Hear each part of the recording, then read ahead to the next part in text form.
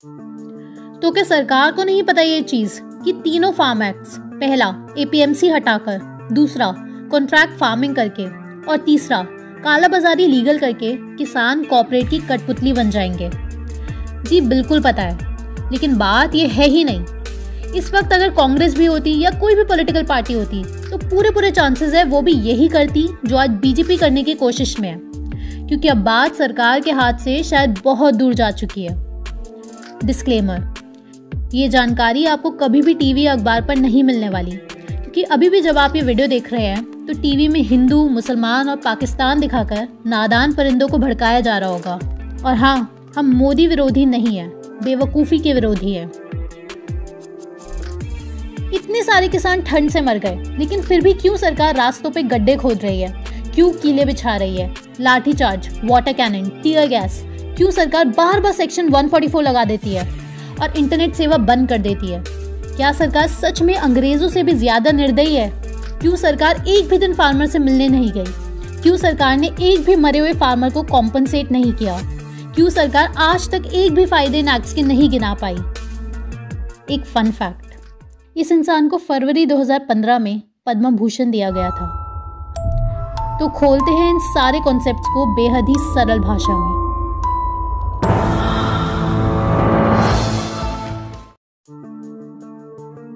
नवंबर 2016, black ने नीति आयोग में lecture दिया और बढ़ चढ़कर जेनेटिकली मॉडिफाइड क्रॉप्स की तारीफ की और प्राइवेट सेक्टर को एग्रीकल्चर में पुश देने की बात करी। आप ये नीति आयोग के ट्रांसफॉर्मिंग इंडिया डॉक्यूमेंट पे पेज नंबर 2021 पर पढ़ सकते हैं। ब्लैक पिछले 25 सालों से यही कर रहा है, अलग अलग देशों में जाकर। कोई नई बात नहीं है। जैसे अफ्रीका में AGRA की मदद से। मार्च 2017, ठीक 5 महीने बाद गवर्नमेंट ने नारा दिया, doubling farmers income by 2022, NITI Aayog के डॉक्यूमेंट में। ये नारा आपने भी सुना ही है। अप्रैल 2017, नेक्स्ट मंथ ही सरकार मॉडल APML एक्ट ले आई, जिसमें साफ APMC मंडी की मोनोपोली हटाने की बात की गई और प्राइवेट कंपनीज को एग्रीकल्चर मार्केट में लाने पर फोकस किया गया। एग्जैक्टली सेम जो ब्लैक ने 5 महीने पहले नवंबर 2016 में अपने नीति आयोग के लेक्चर में कहने की कोशिश की। हो सकता है कोइंसिडेंस हो, है ना? क्योंकि फार्मर इनकम इंक्रीज हो, इससे बढ़िया और क्या हो सकता है? APML एक्ट सिंपल से आप ये समझिए कि सोर्स है सितंबर 2020 में आए 3 फार्म लॉस का, जिसके खिलाफ प्रोटेस्ट चल रही है। जनवरी 2018, यहाँ से गाड़ी बिगड़ने लग गई। इलेक्टोरल बॉन्ड स्कीम आ गई। इसमें यह है कि प्राइवेट कंपनीज हो या कोई भी हो, देशी कंपनी हो या विदेशी कंपनी हो, सरकार को इलेक्शंस के वक्त कितना चंदा देती है, यानी घूस देती है, वो पता ही नहीं चल सकता। Total anonymity. तो अंबानी कितना चंदा देगा किसी भी सरकार को, ये जाना ही नहीं जा सकता। नाम याद कर लीजिए, इलेक्टोरल बॉन्ड स्कीम। इतनी सीक्रेसी दुनिया के किसी देश के इलेक्शन फंडिंग में नहीं है। वैसे इनडायरेक्टली तो हर जगह धांधलेबाजी होती है, लेकिन इंडिया में तो इसे लीगलाइज ही कर दिया गया है। और 2019 में इलेक्टोरल बॉन्ड से जितना पैसा आया, उसका 95% बीजेपी के लिए आया। बेसिकली बहुत ही ज़्यादा ऑब्वियस है, आप सभी को समझ आ गया होगा कि इसके द्वारा प्राइवेट कंपनी, देसी हो या विदेशी, गवर्नमेंट को डायरेक्टली इन्फ्लुएंस कर सकती है और किसी को पता चल ही नहीं सकता कि किस किस ने पैसा दिया है। इनफैक्ट मार्च 2019 में खुद हमारे देश के इलेक्शन कमीशन ने सुप्रीम कोर्ट में एफिडेविट फाइल कर दिया मोदी केस इलेक्टोरल बॉन्ड के खिलाफ, और 3 साल बीत चुके हैं। ये केस अभी भी सुप्रीम कोर्ट में लटका हुआ है और ये बहुत ज़्यादा बड़ी गड़बड़ है। ये हर इंसान जानता है, चाहे बीजेपी सपोर्टर हो या कांग्रेस सपोर्टर। अब यहाँ तक आपको क्लियर हो गया कि कैसे फॉरेन या इंडियन कंपनीज पॉलिसी मेकिंग को डायरेक्टली इन्फ्लुएंस कर सकती है। ठीक, अब अक्टूबर 2019 में CJIR नाम की एक ऑर्गेनाइजेशन ने हैदराबाद में इंस्पायर चैलेंज ऑर्गेनाइज करवाया, जिसका मकसद था बिग डेटा इन एग्रीकल्चर के लिए एप्स डिज़ाइन करना, ताकि खेती से जुड़ा हुआ बिग डेटा और मशीन लर्निंग वाली एप्स मार्केट में उतरे और खेती का सारा डेटा कॉर्पोरेट्स तक पहुंच सके। सिंपल से ऐसे समझे कि कॉर्पोरेट्स डिसाइड कर सके एग्रीकल्चर इनपुट्स जैसे कि फर्टिलाइजर्स, पेस्टिसाइड्स एक्सेट्रा, इन सब की मात्रा कितनी हो, फसल बोना या काटना कब है, इन सब चीज़ों की टाइमिंग को अपने ऑफिस से बैठे बैठे।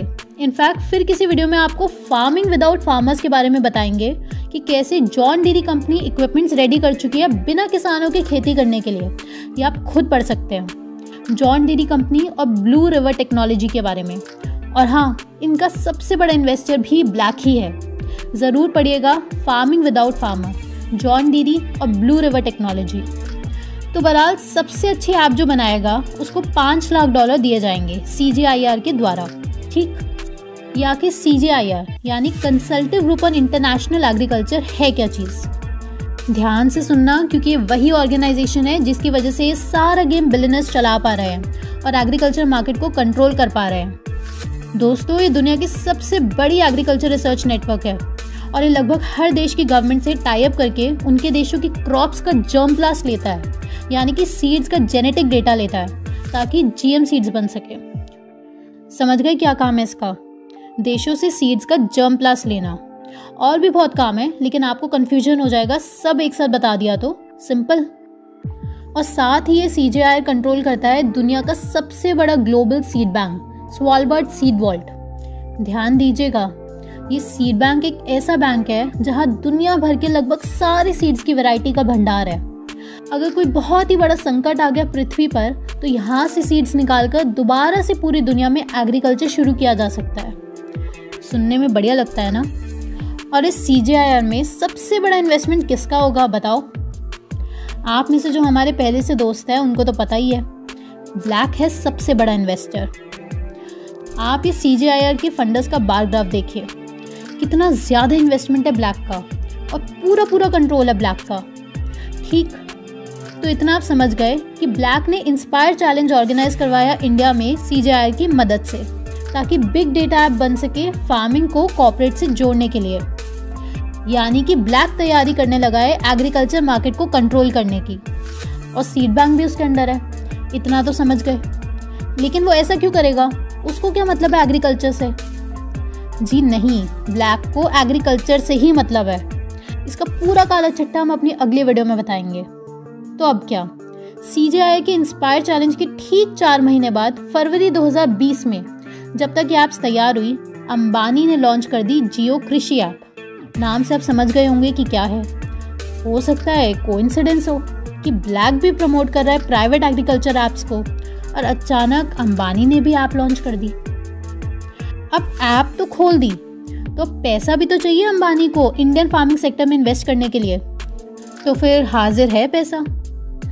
अप्रैल 2020, ऐप बनाने के सिर्फ 2 महीने के अंदर ही फेसबुक ने जियो के 9.99% शेयर्स खरीदे और अंबानी को दिए 43,000 करोड़ रुपए।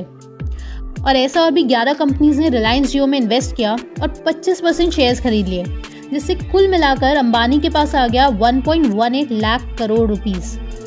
ये बहुत ज़्यादा बड़ा अमाउंट है।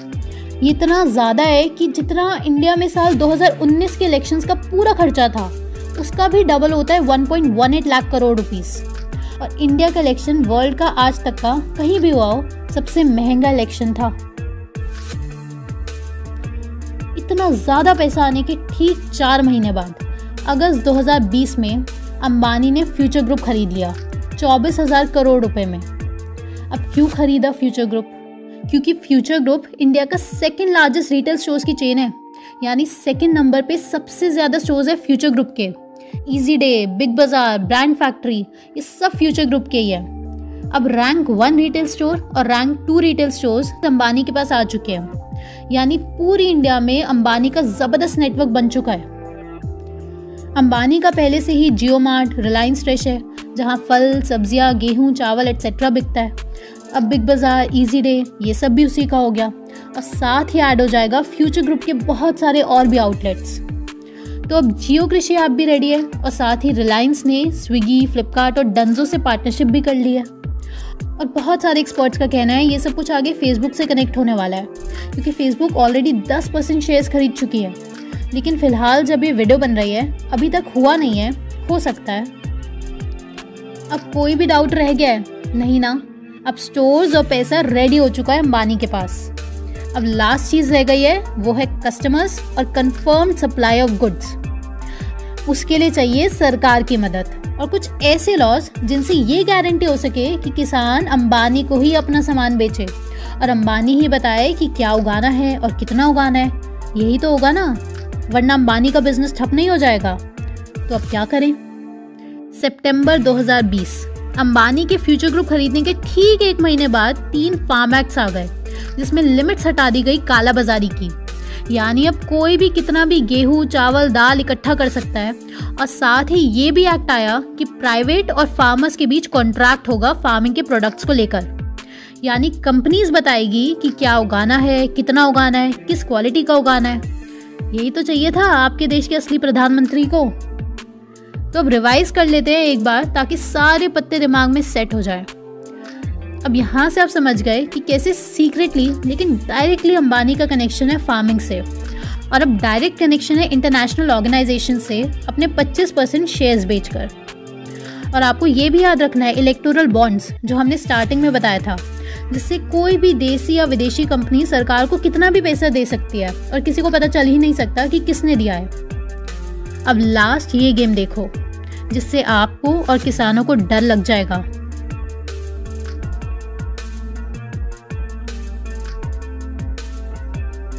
नवंबर 2020 अंबानी ने इन्वेस्ट किए $50 मिलियन ब्रेक थ्रू एनर्जी नाम की कंपनी में। कौन है ये ब्रेक थ्रू एनर्जी?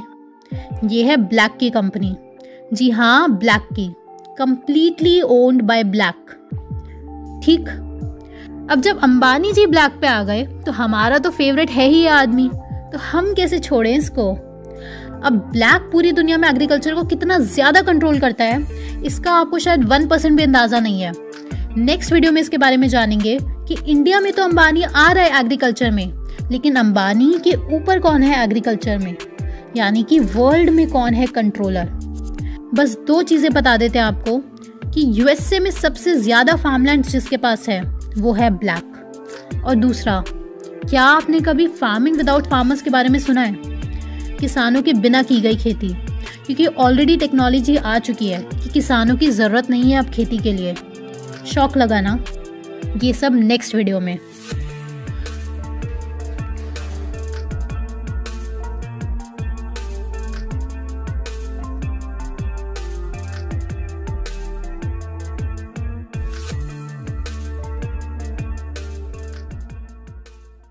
दोस्तों, जैसे कि हमने पहले भी बोला है कि आप हमारी वीडियोस अपने चैनल पर डाल सकते हैं। हम कभी भी कोई कॉपीराइट स्ट्राइक नहीं करेंगे, और आप भी रिसर्च कीजिए और ये सच सब तक पहुंचाएं।